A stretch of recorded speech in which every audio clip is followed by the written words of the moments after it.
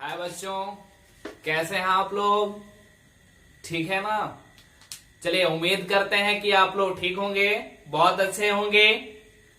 चलिए विद्यार्थियों, आज हम लोग पढ़ने वाले हैं मैथ, और मैथ में पढ़ेंगे समानांतर श्रेणी यानी अर्थमेटिक प्रोग्रेशन यानी एपी के बारे में। विद्यार्थियों, कोई दिक्कत नहीं ना है? चलिए, बहुत अच्छे से पढ़ेंगे आज हम लोग।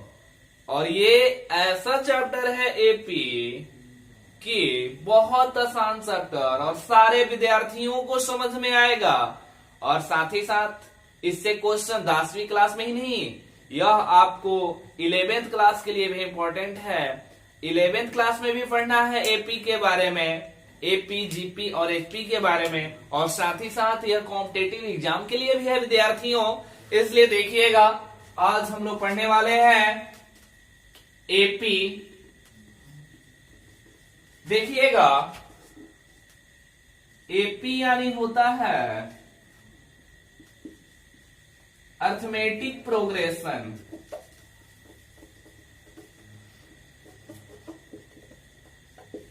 जिसे हम समानांतर श्रेणी कहते हैं।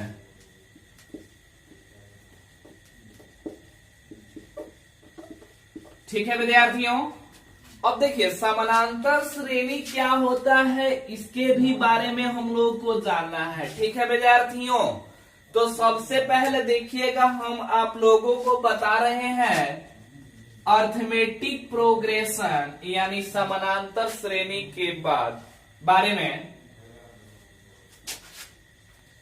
देखिएगा विद्यार्थियों, समानांतर श्रेणी के बारे में हम लोग को जानना है। तो सबसे पहले हमें इससे पहले बहुत कुछ जानना होगा विद्यार्थियों। जैसे आपको टर्म के बारे में जानना है, पद के बारे में जानना है कि पद किसे कहते हैं यानी टर्म क्या होता है। तो देखिए विद्यार्थियों, अगर हम कोई सूची उठा लेते हैं, सूची को ले लेते हैं, तो सूची में बहुत सारे अगर संख्या को ले लेते हैं, संख्या को रख देते हैं, तो सूची का सभी संख्या आपका पद कहलाता है। ठीक है, जैसे यहाँ पर देखिए 3 हो गया, 4 हो गया, 5 हो गया, 6 हो गया, 7 हो गया। ठीक है, चलो देखिए, जैसे 3 आपका पहला पद हो गया, 4 दूसरा हो गया, 5 तीसरा पद हो गया। इसी प्रकार आपका पद आपका सूची में होता है। ठीक है, यानी सूची की सभी संख्या क्या कहलाती है? पद कहलाती है। ठीक है, अब देखिए इसके आगे हम चलते हैं, तो हम लोग को जानना है सीरीज के बारे में यानी श्रेणी के बारे में। तो श्रेणी देखिए, श्रेणी जो होता है सीरीज होता है। और ये सीरीज जो होता है 3 प्रकार का होता है। कितने प्रकार का होता है? 3 प्रकार का होता है। ठीक है विद्यार्थियों, 3 प्रकार के होते हैं सीरीज। कौन कौन सा होते हैं देखिएगा। 1 नंबर जो होता है आपका समानांतर श्रेणी होता है, जिसे हम लोग को 10वीं क्लास में पढ़ना है, अरिथमेटिक प्रोग्रेशन यानी अर्थमेटिक प्रोग्रेशन के बारे में।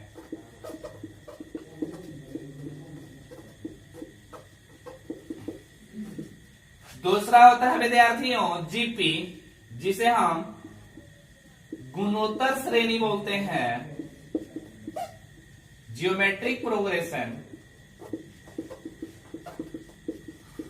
और तीसरा होता है विद्यार्थियों हरात्मक श्रेणी। ठीक है, जिसे हम हार्मोनिक श्रेणी बोलते हैं यानी हार्मोनिक सीरीज बोलते हैं। ठीक है, अब देखिए ये आपका जो श्रेणी है, सीरीज जो होते हैं 3 प्रकार के होते हैं, समानांतर श्रेणी, गुणोत्तर और हरात्मक श्रेणी। ठीक है विद्यार्थियों, तो इन श्रेणियों के बारे में हम लोग को पढ़ना है, लेकिन हम लोग को 10वीं क्लास में केवल समानांतर श्रेणी के बारे में ही जानना है। गुणोत्तर और हरात्मक श्रेणी जो होते हैं आपके 11th क्लास में हम लोग को जानना है। ठीक है विद्यार्थियों, चलिए इसे हम मिटा दे रहे हैं, आगे हम लोग चलते हैं, देखेंगे आगे। हाँ जी विद्यार्थियों, देखिएगा हम लोग पद, यहाँ पर आप लोगों को मैंने बताया कि टर्म क्या होता है। टर्म जो होता है देखिएगा, जैसे अभी हमने बताया आप लोगों को, यहाँ 2 ले लेंगे, 5 ले लेंगे, ठीक है, 8 ले लेंगे, 11 डैश डैश डैश। ठीक है, अब देखिएगा यहाँ पर विद्यार्थियों, ये पहला पद है, यह दूसरा पद है, यह तीसरा और यह चौथा। इन पदों को क्रमशः हम लोग सूचित करते हैं T1, T2, T3, T4 या A1, A2, A3 या A4। अब देखिएगा क्यों सूचित करते हैं, तो T से टर्म होता है, टर्म यानी पद होता है, और यहाँ पर एक लिखा गया है यानी T1 का मतलब हो गया टर्म 1 यानी पहला पद। ठीक है विद्यार्थियों, टर्म 1 हो गया, T1, T2, T3, T4, यानी इस प्रकार हम पदों को सूचित करने के लिए शॉर्टकट में T1, T2, T3, T4 या A1, A2, A3, A4 से सूचित करते हैं। ठीक है विद्यार्थियों, चलिए आगे चलते हैं, हम लोग देखेंगे। ये हो गया आप लोग का टर्म, ठीक है। अब हम लोग का मेन जो, चलिए देखिए विद्यार्थियों, अब हम लोग समानांतर श्रेणी के बारे में पढ़ रहे हैं। ठीक है विद्यार्थियों, समानांतर श्रेणी सबसे पहले जानते हैं किसे कहते हैं। देखिए यहाँ पर एक हम सीरीज ले रहे हैं, 2, 5, 8 और 11 और डैश डैश डैश, ये आपका एक सीरीज हो गया। ठीक है विद्यार्थियों, ये आपका क्या हो गया, एक सीरीज हो गया। ठीक है, 2, 5, 8, 11 डैश डैश डैश। ठीक है, अब देखिए इसके आधार पर हम आप लोगों को बता रहे हैं कि समानांतर श्रेणी किसे कहते हैं। जब देखिएगा विद्यार्थियों कि दो पदों का अंतर यानी किसी श्रेणी के दो क्रमागत यानी दो लगातार पदों का अंतर समान हो तो उसे हम समानांतर श्रेणी कहते हैं। यहां देखिएगा, दो लगातार क्रमागत पद, ये 2 हो गया, 5 हो गया, 8, दोनों का हम अंतर निकालते हैं। ये दूसरा पद है, ये पहला पद है।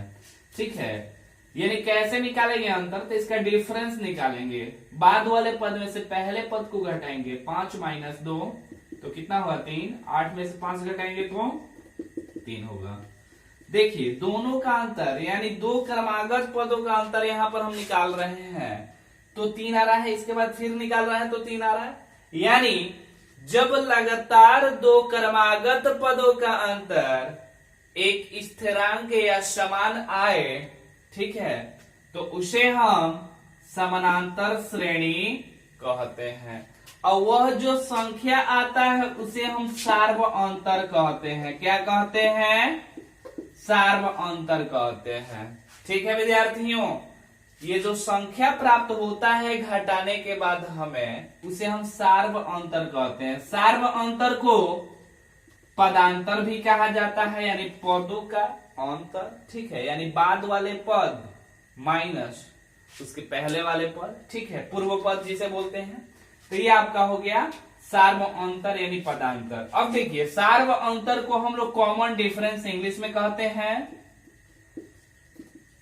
ठीक है, क्या कहते हैं, कॉमन डिफरेंस, जिसे हम शॉर्टकट में सीडी बोलते हैं। और सार्व अंतर को सूचित करने के लिए यानी पदों को सूचित करने के लिए डी का प्रयोग किया जाता है, यानी डी से सार्व अंतर को सूचित किया जाता है।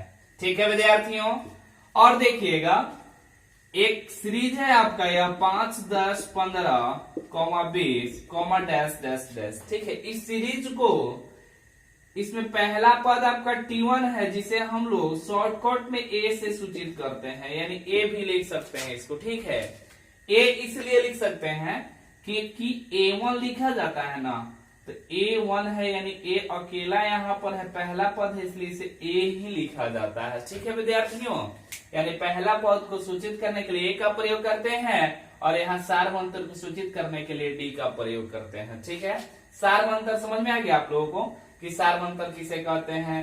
आपको समानांतर श्रेणी भी मैंने बता दिया। ठीक है, चलिएगा इस प्रकार हम लोग जान लिए कि समानांतर श्रेणी और सार्व अंतर क्या होता है। ठीक है, चलिए आगे हम लोग देखते हैं, थोड़ा सा आप लोग को बता रहे हैं। चलिए देखिए विद्यार्थियों, अब हम आप लोग को बता रहे हैं, देखिएगा यहाँ पर कुछ क्वेश्चन जैसे आप लोग को बता रहे हैं। ठीक है, क्वेश्चन आप लोग को हम दे रहे हैं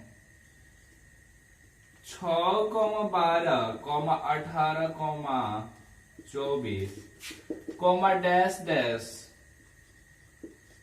को बताएं कि यह श्रेणी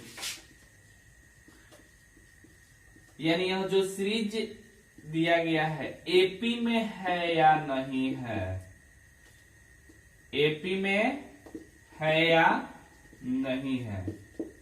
ठीक है विद्यार्थियों, अभी देखिए आप लोग को हम बता रहे हैं जैसे कि अभी एक छोटा सा एपी का वीडियो है, आगे जो आप लोगों का क्लास होगा उसमें मैं चैप्टर वाइज आप लोगों को पढ़ा दूंगा। ठीक है, चलिए देखिएगा क्वेश्चन क्या है। इसे हम लोग को बताना है कि यह जो सीरीज है यानी श्रेणी है एपी में है या नहीं है, तो हम लोग कैसे करेंगे, कैसे बनाएंगे इसको। तो देखिएगा अभी हम आप लोगों को बताए हुए थे कि हमें कोई भी सीरीज दिया गया है तो सीरीज को मालूम करना है कि एपी में है या नहीं है। तो सबसे पहले क्या करेंगे कि हम लोग सार्व अंतर यानी जिसे हम डी बोलते हैं यानी कॉमन डिफरेंस बोलते हैं, यानी पदों का अंतर निकाल कर देखेंगे। तो पदों का अंतर ज्ञात करने के लिए सबसे पहले देखिएगा ध्यान से, यानी सार्व अंतर ज्ञात करने के लिए यानी डी का वैल्यू निकालने के लिए क्या किया जाता है कि हमेशा बाद वाले पदों में से पहले पद को घटाया जाता है। यानी हम 12 में से 6 को घटाएंगे, यानी बाद वाले पदों में से घटाते हैं, यानी T2 माइनस T1 या T3 माइनस T2 या T4 माइनस T3। ठीक है, घटाएंगे तो घटा कर देख लीजिए, 12 T2 है, T1 यानी पहला पद 6 है, यहाँ देखिए T3 क्या है 18 है, और T2 क्या है 12 है, और T4 क्या है 24 है, और T3 क्या है 18 है। घटाइए, 12 में से 6 जाएगा 6, ये भी 6 और ये भी 6। यानी हर एक स्थिति में जब हम पदों का अंतर निकाल रहे हैं तो देखिए तीनों जो कंडीशन हम लोग का निकला हुआ है वह तीनों आपका इक्वल है, समान है, यानी बराबर है ना विद्यार्थियों।